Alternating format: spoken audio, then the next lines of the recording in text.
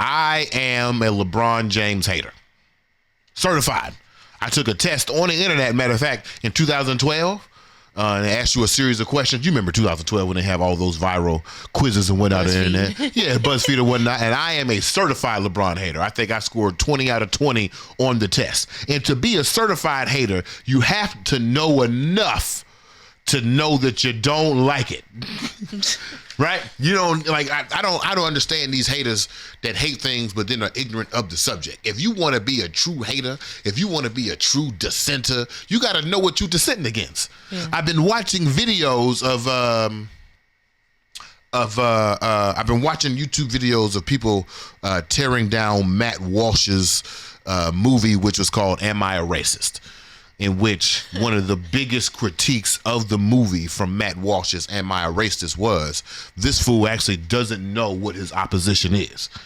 Here he is touting anti-racist points and he thinks he's tearing them down, but in actuality he's reinforcing them because he is not really humanized and understands and comprehends his subject. Mm-hmm. Therefore, he doesn't know how to answer the question of am I a racist, which is yes. Right. Because he does not quite understand his opposition. I understand my opposition. I do not like LeBron James. I have never liked LeBron James. When they put LeBron James on the cover of Sports Illustrated back in 2003, 2004, something like that, and they said, witness the next best thing, the next great thing, I said, poppycock. Mm-hmm. I disagree. And the reason I disagreed at 13 is because I don't like people who are naturally gifted at things. I don't like people whose bodies are genetically dispositioned for certain things, right? I don't like that LeBron James, for the first 12 years of his career, just threw his body at people and that made him great at basketball. Bullshit. I don't care. Give me a nigga with a bad knee. Give me a man who's too short, too tall, too skinny, too fat, too dark, too light, too nappy-headed, too fine-haired for the position, and let me see his excellence. I don't want to see no naturally good-bodied person barreling down the paint, putting people on posters. That ain't exciting to me. Mostly because I don't think I was born, you know what I'm saying, with the genetic disposition to be great. I had to work for this motherfucker. I had to earn it. I'm at the point in my body. That's what you said. That's what I said. I'm at the point in my body where I have to make some choices. Probably ain't got to make no choices. Naturally gifted motherfucker. Do you hear the hate? Do you hear it? So I have not been a fan of LeBron James. And as we enter into this sports conversation that we're about to have, I wanted to give a disclaimer because I actually don't like talking about sports on this particular platform. I read in a feminist, womanist perspective that when men talk about sports is actually a way to try to divide conversations. I want to try to stay away from the sports conversation as much as possible so we can talk about LeBron James, the billionaire basketball player. You can put up the first joint, sweetheart. If you didn't know, LeBron James was selected to his 20th All-Star appearance. LeBron James' 20th All-Star appearance was supposed to happen in Golden State over this past weekend. LeBron James showed up to the game an hour beforehand. Did not have that shit on, as you can see in this video. So he wasn't prepping. He wasn't trying to get fly. He wasn't trying to represent himself in a certain way. Didn't dress down. And then an hour before the game started, he's at the press conference and he says, oh, by the way, I'm not playing today. My foot hurt. My ankle hurt. Now, mind you, LeBron James played last night. This nigga was dancing on the court. This nigga was taking one foot shots. This nigga was dunking. This nigga was having a good time last night. But somehow the weekend prior, he had to shut it down because, you know, the season is more important. I got to preserve my body. And so, as I've said on this show before, when we are in our trend forecasting ideology, the first time you see something, it's a hunch. The second time you see something, it's evidence. The third time you see something, it is a trend. The first time I've seen something was when I noticed, when we had this conversation about the All-Star game, when we had this conversation about the NBA, what's been happening over the last 20 years is there has been a perceived decline in interest, a perceived decline in participation, and an incline of frustration from the fans in the game of basketball because they feel like Fans feel like for the last 20 years, since Kobe put down his boots, since Jordan put down his boots before him, since Magic Johnson put down his boots before him, since Dr. J put down his boots before him, that the individuals in the last 20 years have put brand over their own legacy. They believe themselves to be more popular than the league, more popular than their peers, more popular than the sports themselves. Therefore, for the last 20 years, and you've seen this conversation probably, why isn't LeBron James in a dunk contest? It's because LeBron James is afraid to lose publicly and also embarrass himself or embarrass the brand that he has built. He is far more interested in self than he is in the league. And what's interesting to me when I see this all-star situation, LeBron James standing next to some of the greatest players in modern history at the all-star game, dressed down, also holding the basketball because he wants to be in the front and center situation. Your ass should be on the side. Jada, you know, if you got the alternative outfit on, get your ass to the side of the photo. Right. We got on all blue, you got on this bitch ass beige, and you standing in the middle, get your ass to the side. You know this. He got this bland ass outfit on. He got this bland ass outfit on. You ain't even got that shit on. It ain't fuzzy. It ain't got no textures. You ain't got no gold on. Shoes whack. White t-shirt. No chain. Hat backwards. Can't see the logo. Boy, you bland. Get your ass to the side of this damn photo.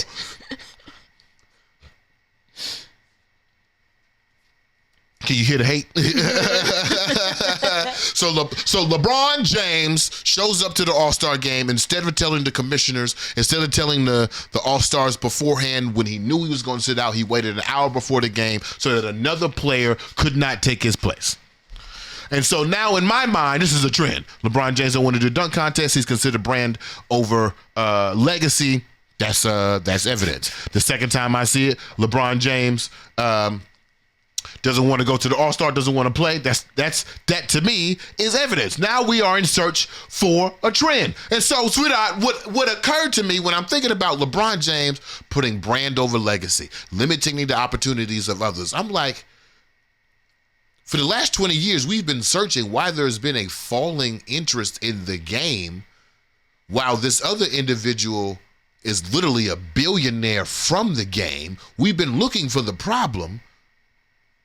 Is LeBron James the problem? Now, I'm a hater. Okay.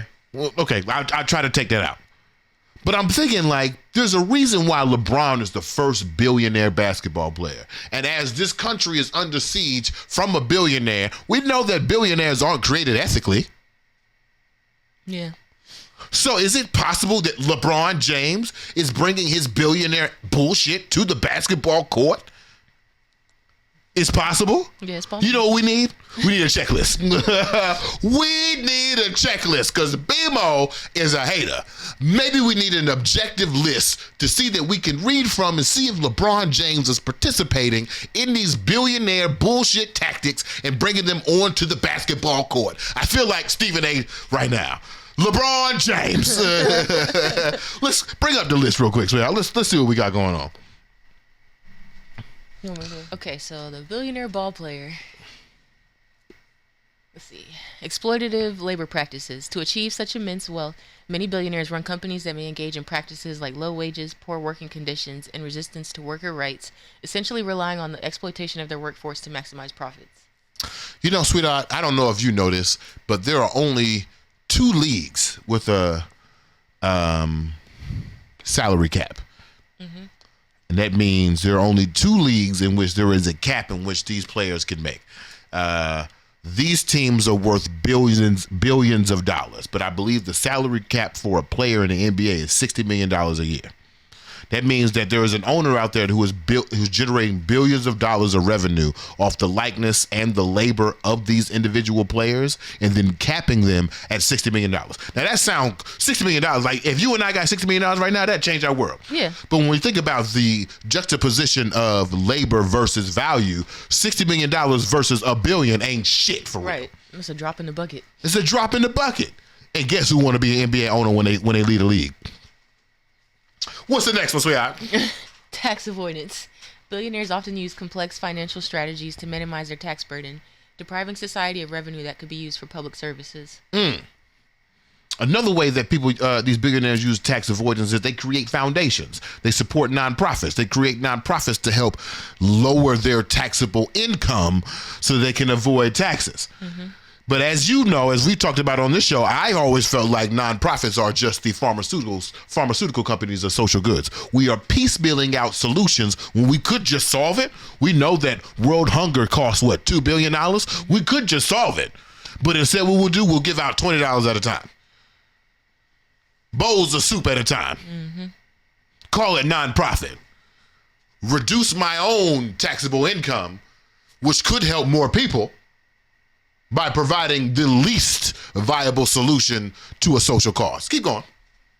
All we got to do is look up to see if LeBron James has a foundation, which I believe there is a LeBron James Foundation. Yeah. Didn't he start a public school? Didn't that public school, hasn't it, like, nobody passed a math standardized test in like 6 years or some shit like that? 2 years, I might be, if I'm being fair. But still. Interesting. But I bet you had taxable income lower, got that billionaire status. What's the next one, sweetheart? Market manipulation. Some billionaires may use their wealth to gain monopoly power in certain markets, allowing them to set prices artificially high and limit competition. So because this has happened over the weekend, it's been, what, 4 or 5 days now? I've heard all types of conspiracy theories of why LeBron James actually sat out of the All-Star game. One of them was he didn't like the format. The what? He didn't like the format of the All-Star game. So in order to protect his brand, to manipulate the market per se, he didn't participate. And then in that bland-ass, beige-ass outfit stood in the middle like he doing something. Get your ass to the side, LeBron. The hell? Also, he does have a foundation. It's called the LeBron James Family Foundation. Of course it is. Right. Yeah. That's all. Okay. What's the next one? Environmental impact. The lifestyles of billionaires, including private jets and lavish spending, contribute significantly to carbon emissions and environmental damage. You think LeBron got a private jet? Probably, more than likely. If you had to guess, there are 41 away games that the Lakers have. We'll call it 41 minus 8 is 33. Because 8 of his away games are still in LA because they play the Clippers, which is right across the street. Okay. Might be the same building. I think it's a different building now, but it's not far. Anyway, LeBron James has 33 away games. Of those 33 away games, how much do you think this billionaire basketball player is getting on the team plane? I was gonna say maybe if they go overseas, but I don't know. I think that answers our question. What's the next one? Political influence. Due to their immense wealth, billionaires can exert significant influence on political decisions, often lobbying for policies that benefit their businesses at the expense of the wider public. So I mentioned before that the NBA has been having a waning interest problem. And so the new commissioner of the NBA, it's not new anymore, but the commissioner of the NBA, Adam Silver, has implemented some new policies that includes an extended playoff, that includes a different NBA All-Star format, that includes a mid-season tournament. Who do you think is pushed back against all three of these changes? LeBron. What's the last one? Income inequality. The existence of billionaires, especially when contrasted with widespread poverty, exacerbates the issue of income inequality, creating a large gap between the rich and the poor. So, we have read what are these 6 ways that billionaires are by existence unethical. Just looking at the 6, and maybe the Wake and Bake with Be More Nice can help us. Looking at these 6 things, I have to ask you a very honest question. I have to devoid myself from the question because I am a LeBron certified hater since 2012. 2003, but they didn't have a test in. 2012 was when I took the test. Looking at this checklist, I have to objectively ask, if LeBron, I don't know, if LeBron inhabits 3 of these unethical billionaire positions, I have to at least say he's bringing some of that bullshit billionaire practices onto the basketball court. Objectively. I don't know if you've invested yourself into the LeBron James, if you're a LeBron James hater, if you're neutral, but from your perspective, lady of the house, does LeBron James tick off at least 3 of these boxes? For sure. Environmental impact, political influence, income inequality. But now looking at this, and now that we found out he does have a foundation for sure, tax avoidance. I know he avoidance for taxes and market manipulation. So yes. yeah. So I put out this opinion on Threads, of course, because I'm no longer on Twitter. And can you guess some of the responses? Just want you to guess them. Everybody calling you wrong. I don't know. Saying it. Well, calling you a hater. I got hater. I got dick rider. I got glazer. Who are you? I got female. Damn. I got sensitive. I got why you crying? I'm like, what? I made a statement. Like, you know. Who are you glazing? I don't know. I guess LeBron. I guess I'm both glazing and dick riding someone that I hate. Right. And hating all at the same time. We got to get our nomenclature together because, like, these different classifications of disagreement are crazy to me. But it is my belief that LeBron James has brought his billionaire bullshit onto the basketball court.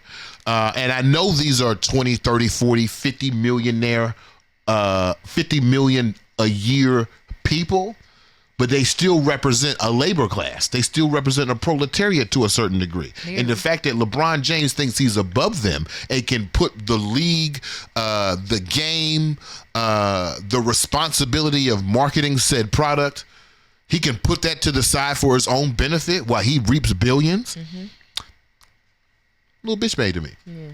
They're actively putting their bodies on the line. Yeah. But your foot hurt while this motherfucker was dancing. This shit was crazy. I wish I had that video. This nigga was going off. He wasn't preserving his ankle and foot before the game. But, you know, I guess you got to serve your master and yourself before you serve others. Mm-hmm. Mm. The best part of waking up is being more